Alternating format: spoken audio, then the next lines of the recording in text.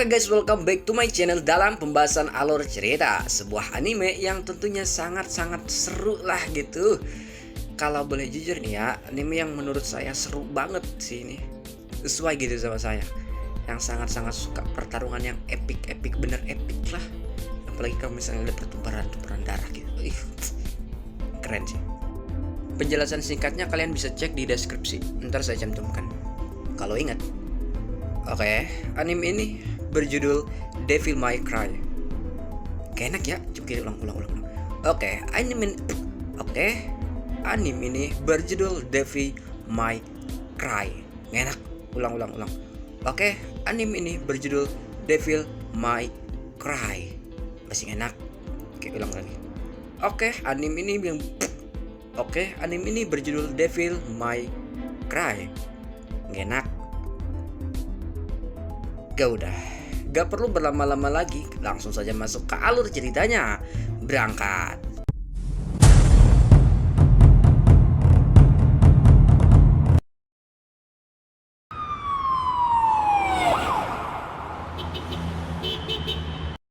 Cerita diawali oleh deretan gedung tinggi yang dipenuhi suara-suara khas ibu kota yang tidak pernah sunyi. Seorang pemuda yang entah siapa namanya berjalan santai memasuki lorong yang mengarah kepada sebuah bar.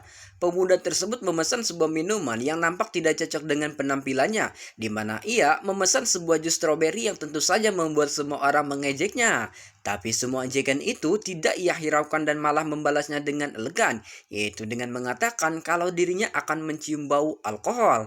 Akan tetapi hidung miliknya juga mencium anyir sebuah darah.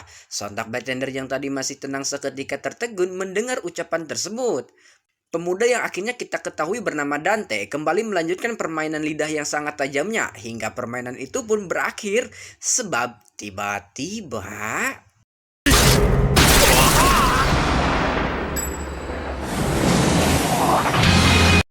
nampaknya Dante sudah mengetahui kalau kumpulan orang-orang ini adalah sebuah monster, sehingga ia pun dengan sangat beraninya memancing perselisihan sebab pada akhirnya akan terjadi pertumpahan darah. Dante dengan sangat mudahnya menghabisi para siluman tersebut menggunakan besi panas miliknya. Aura seorang pembunuh yang memiliki Dante menguar begitu kental. Bahkan laki-laki tersebut tidak sedikit pun takut dan merasakan kesakitan ketika satu tangannya berhasil dilahap. Bukannya ketakutan ataupun merasakan sakit, Dante malah mengatakan kalau semua pelakuan ini tidaklah buruk sampai akhirnya sebuah pedang meluncur masuk sampai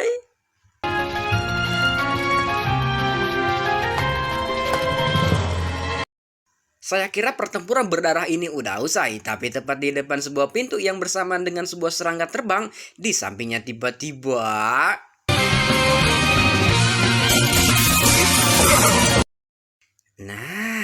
disinilah adegan yang paling saya sukai dan menurut paling keren lah ketika Dante melangkah pergi sambil memberikan beberapa tips agar bar tersebut bisa maju. Gimana bisa maju orang pemilik sama pegawainya dibantai? Ya, tiba-tiba saja mayat Pak Tua yang tergeletak berubah menjadi sebuah iblis melangkah maju ke arah Dante. Akan tetapi Dante yang memang memiliki insting seorang pembunuh berbalik mengeluarkan senjata dengan berkata, "Bingo." Bingo. Dan inilah dia Devil May Cry.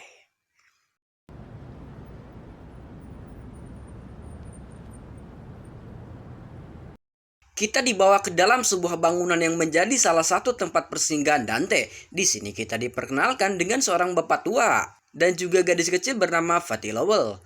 Tapi cerita akan lebih berfokus kepada Dante, seorang pemberantas iblis yang merangkap menjadi bodyguard atau pengawal Patty.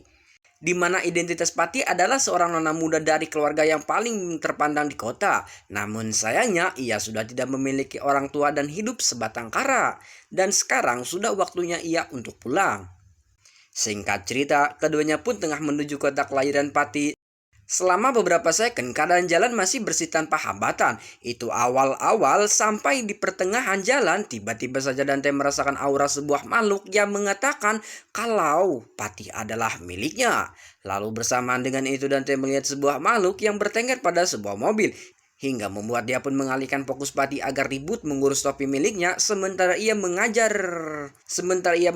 sosok tersebut menggunakan timah panas miliknya. Atas tragedi penembakan barusan membuat mobil yang dikendarai Dante hampir saja adu banteng. Beruntungnya ia memiliki desain seorang pembalap yang membuatnya menghindar dengan cepat. Tapi berkat hampir adu banteng barusan, Pati tidak menyadari kehadiran sebuah makhluk yang mengincarnya. Ternyata di balik jantung Dagdikduk hampir copot, ada hal baik juga. Singkat cerita, setelah tragedi barusan, keduanya pun melanjutkan perjalanannya menggunakan sebuah kereta. Tak lama setelah kereta berjalan, mereka pun didatangi oleh seorang pemuda yang meminta izin untuk bergabung. Tindakan tersebut langsung diizinkan oleh Pati meskipun mendapatkan penolakan dari Dante. Pati tidak memperdulikannya dan tetap mempersilahkan untuk duduk. Akan tetapi Ciwi itu tidak sadar kalau tindakannya ini akan menimbulkan pertumpahan darah, di mana Dante memperingati laki-laki tersebut kalau ia duduk di tempat ini dapat dipastikan mati. Namun perkataan itu tidak dipercayai oleh Pati dan hanya dianggap omong kosong.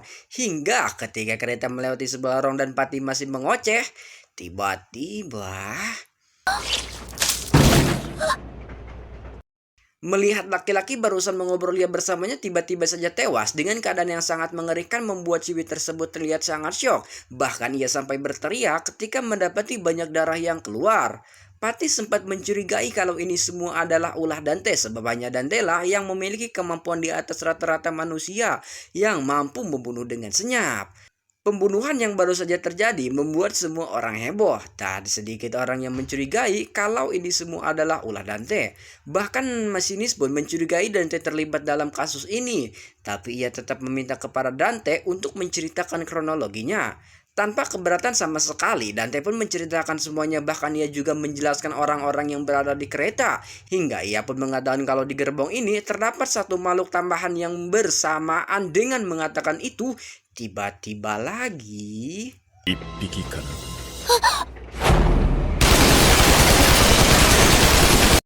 beruntung Dante dapat dengan cepat membardir makhluk tersebut sampai mati, sehingga tidak dapat disadari oleh Pati dan hanya meninggalkan retakan kecil di kaca. Tindakan cepat yang dilakukan Dante membuat Pati menganggap kalau sosok yang baru saja dirinya lihat adalah halusinasi ataupun sekelebatan semata. Alasan bisa yakin kalau Pati tidak menyadari sosok tersebut dapat dilihat kalau Ciwi itu masih kebingungan siapa orang yang membunuh laki-laki yang duduk di sebelahnya. Tak hanya itu, Dante juga menambah luka pada orang yang tadi sudah tergeletak menggunakan timah panas miliknya.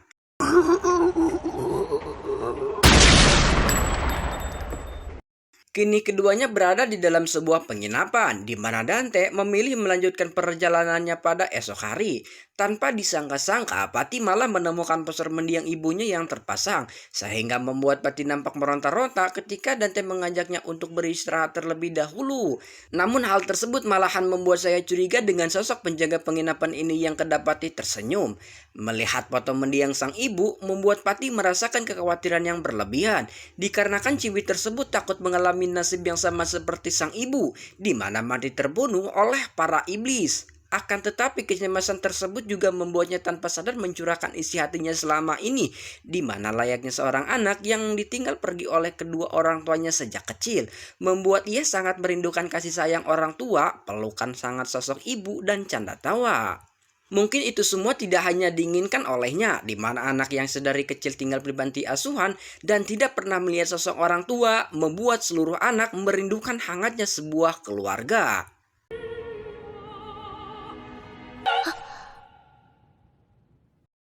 Ketika Dante terbangun, ia panik tidak melihat sosok Pati di atas tempat tidur, yang membuatnya segera bertanya kepada penjaga penginapan tentang keberadaan Ciwi tersebut. Namun alih-alih mendapatkan jawaban yang diinginkan, Dante malah mendapatkan kalimat yang sama sekali tidak penting. Tanpa ragu dia melesatkan timah panas ke arah poster ibu Pati yang ternyata hanya seekor kupu-kupu malam. Bukannya gentar melihat tindakan Dante, sang penjaga malah menodongkan senjata miliknya.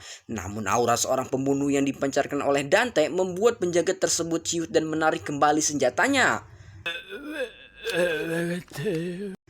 Masih sayang dengan nyawa yang dirinya miliki membuat sang penjaga akhirnya buka mulut, mengantar Dante ke tempat Pati saat ini berada.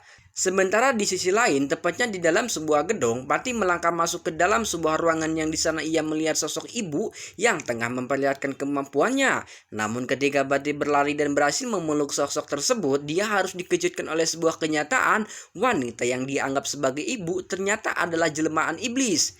Tidak hanya itu, sekelilingnya yang semula indah berubah menjadi reruntuhan yang dipenuhi oleh para iblis. Hingga pada saat Patih diserang dan nyaris mati, tiba-tiba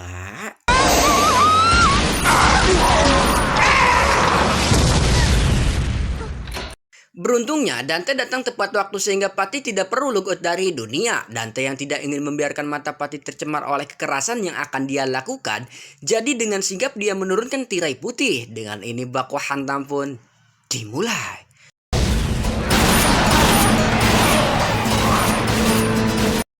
Pertarungan yang dilakukan Dante di balik tirai putih terasa seperti pertunjukan wayang kulit. Hanya saja terdapat backsound sebuah pelatuk yang ditarik dan cairan merah yang merembes keluar. Namun ketegangan belum berakhir. Dengan penuh keberanian, sang penjaga mengambil kesempatan untuk membunuh Patih. Namun tindakan tersebut langsung disadari oleh Dante, sehingga dia melesatkan tembakan ke arah wajah sang penjaga. Ini.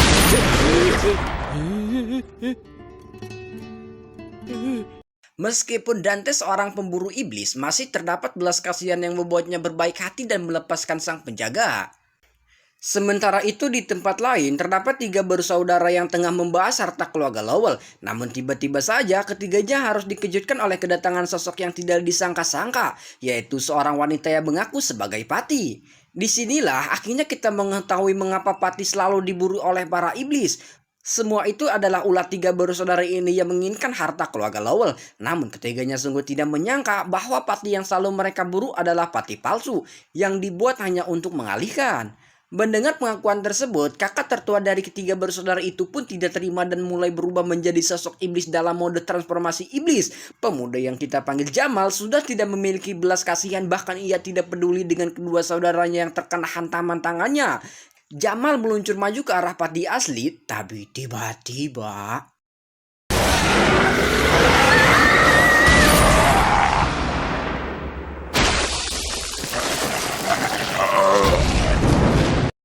entah bagaimana caranya Dante bisa muncul tepat waktu di tempat ini. Pemuda itu dengan sangat santainya melangkah masuk, menghiraukan tatapan Patih asli yang masih syok.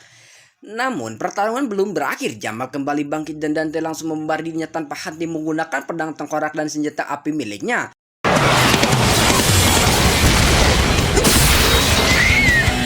Sebagai seorang pemburu yang berpengalaman, tentu melawan iblis macam ini adalah hal yang sangat mudah baginya. Terbukti, Dante mampu mendominasi dalam pertarungan tersebut. Cairan merah tak kunjung berhenti keluar, mengalir seperti air dari keran.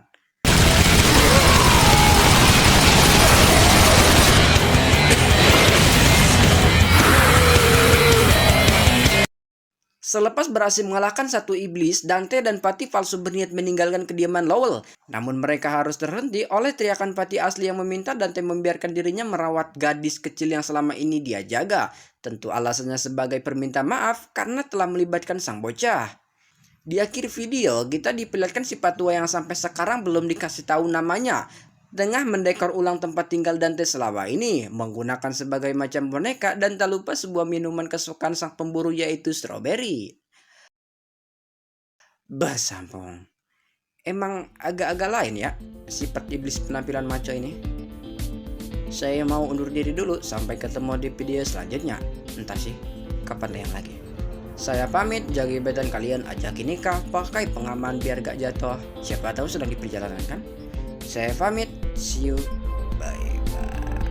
Panas bet. Udah panas balelo lagi cup.